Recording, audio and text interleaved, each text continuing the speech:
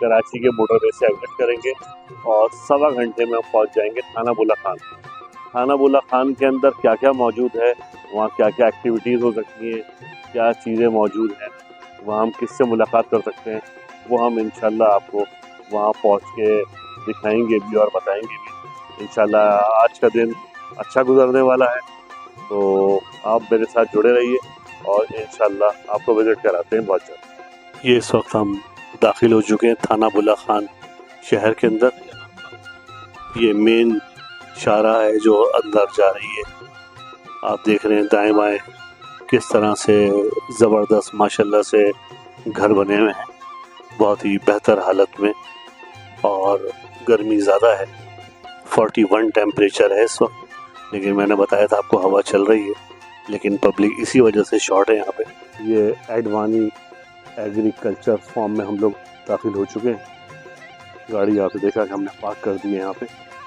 और जैसे कि मैंने आपको बताया कि हम एडवानी फार्म में आए हुए हैं, और ये एडवानी फार्म में क्या क्या हो रहा है और कैसे हो रहा है, ये वैसे रिश्ते में मेरे चचा हैं और ये क्या करते हैं और ये मुझे लेकर आए हैं यहाँ पर, और इनका ओहदा क्या है और ये किस तरह से इसको चला रहे हैं, ज़रा इनसे भी बात करते हैं। अस्सलाम वालेकुम। वालेकुम अस्सलाम रहमतुल्लाह।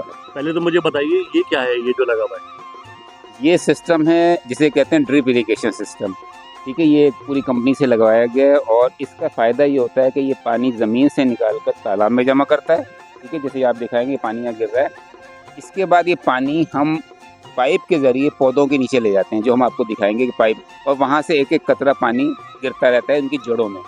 तो इसका फ़ायदा ये है कि अगर आप फर्ज करें जो फ्लड इरिगेशन कहलाता है, जो आप पानी देते हैं, अगर वो 1 एकड़ को कवर करता है तो इसके ज़रिए आपके 100 एकड़ भी कवर हो सकते हैं। सिर्फ इतना मतलब पानी की सेविंग है। ठीक है ना, तो वो हम आपको दिखाएंगे पानी किस तरह के कतरा ज़मीन में गिरता है। बहुत ज़बरदस्त। मैं ये पूछूंगा यहाँ पर क्या क्या चीज़ें उगी हुई हैं या क्या क्या उगाया जाता है, और इस वक्त किस चीज़ का सीज़न है और किसका सीज़न जा चुका है?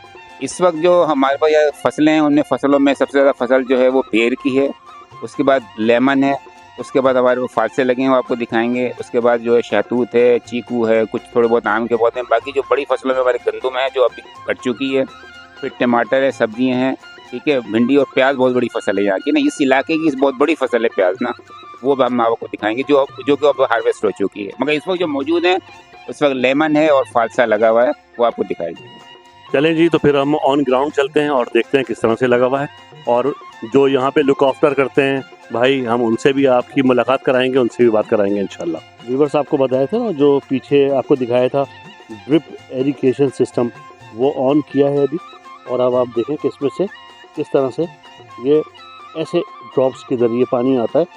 ये देखें कैसे हल्का हल्का सा पानी आ रहा है, बस यही इन दरख्तों को पानी मिलता है। दरख्त का साइज़ देखें, नंबर भी लिखा हुआ है, तो ये हरे भरे रहते हैं। इस तरह से कितना पानी इस्तेमाल होगा, बहुत ही कोई लेटेस्ट और बहुत ही कोई ज़बरदस्त सिस्टम है जिसमें पानी ज़ाया भी नहीं हो रहा, और इनको डेली बेसिस के ऊपर इस मिकदार में देखें पानी मिल रहा होता है। क्या बात है जी, ज़बरदस्त। अस्सलाम वालेकुम, एक बार फिर हम यहाँ मौजूद हैं और ये हम ओरिजिनली फार्म पे आ गए, और आपको हम दिखाते हैं यहाँ पे कि फालसे किस तरह से लगे हुए हैं। पहले तो हम पूछते हैं, जो हमारे साथ डॉक्टर साहब मौजूद हैं, ये बताएंगे कि इनका क्या काम है यहाँ। अस्सलाम वालेकुम। असल में ये है कि ये फालसा है और काफ़ी एरिया में लगा हुआ है। इसमें ये है कि जो चीज़ आप देख रहे हैं, इसमें आप देखें पत्ते भी, इनमें कुछ आपको इशू नज़र आएगा। इसमें फर्टिलाइज़र की कमी है, स्पेशली जो पोटाश है और सल्फ़र, 2 चीज़ों की कमी से ये आपको नज़र आते हैं इस तरह के पत्ते। तो कुछ इनमें कमी आ गई क्योंकि थोड़ा पानी का यहाँ इशू है। बाकी ये फालसा बहुत लगा हुआ है, देखें फालसा बहुत है, भरा हुआ है, सब भरा हुआ है, फालसा भरा हुआ है। तो ये इसमें आप देखिए हर तरीके से आपको नज़र आएंगे, बेहतरीन फूड नज़र आएगा। बाकी इसमें कोई इशू नहीं है उसका वाला। आप क्या करते हैं इसके लिए, इसकी निगरानी? मैंने पहले बताया कि मैं पेस्टिसाइड कंसल्टेंट हूँ और मेरा काम ये है कि फील्ड विजिट करना, फील्ड विजिट करके इनको एडवाइस देना होता है, एडवाइस रिगार्डिंग पेस्टिसाइड, क्या कहते हैं, रिकमेंडेशन और फर्टिलाइज़र, और किस तरीके से आपने क्या क्या काम करना है, वो सारे इसमें मैं बताऊँगा ना। तो मैंने इनके हवाले से बता चुका है कि इसमें फर्टिलाइज़र देना है, इसमें पेस्टिसाइड कौन सी करनी है, अगर कीड़े आते हैं तो कौन से कीड़े के लिए दवा करनी है, तो मैं एडवाइस देता रहता हूँ इस बारे में। और ये तकरीबन मेरे महीने में 1 विजिट हो जाता है यहाँ पर ना। तो आपको जैसे बताया था कि पीछे चीकू लगे हुए थे, यहाँ फालसा लगा हुआ है, और आगे सब्जियां वगैरह भी बहुत लगी हुई हैं। अभी उस तरफ हम जा रहे हैं, यहाँ पे लेमन भी लगा हुआ है, और जैसे शुरू में दाखिल हुए थे तो बेर लगे हुए हैं। ये सारी चीज़ें यहाँ फर्टिलाइज हो रही हैं। जगह जैसे कि मैंने आपको बताया कि ये पूरा का पूरा जो है पूरा फार्म है और इस फार्म के ऊपर ये लगाया हुआ है सब कुछ। ये देखें आप, क्या ज़बरदस्त खेत, और यहाँ जानवर आज़ाद घूम रहे हैं। ये देखें एक बड़ा खूबसूरत सा जानवर मुझे नज़र आ रहा है।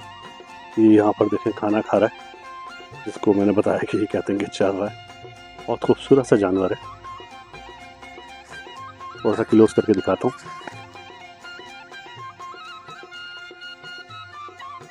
माशाल्लाह माशाल्लाह, बहुत खूबसूरत। बस ये देखें, यही खूबसूरती है इन फार्म्स की।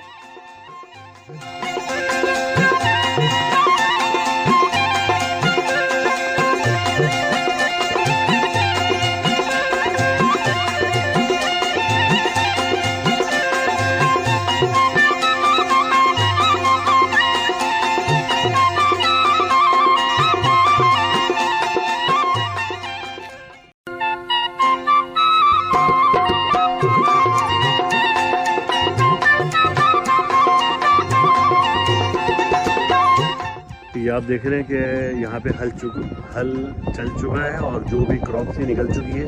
वो क्रॉप क्या थी? वो प्याज की क्रॉप थी। ये देखें सब इसके बंडल्स बने हुए हैं, ये रह गए। ये जो बोरियां हैं इनमें ये छोटी प्याज होती है। तो ये इससे क्या होता है कि ये इसको ये बचा के रखते हैं।